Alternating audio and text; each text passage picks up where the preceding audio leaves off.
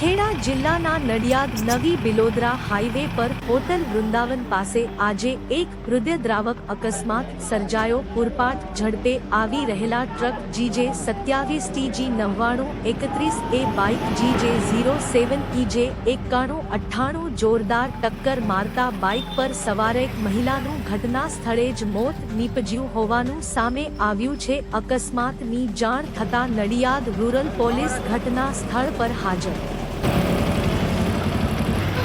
પોતપોતાના એના પર આવ્યા.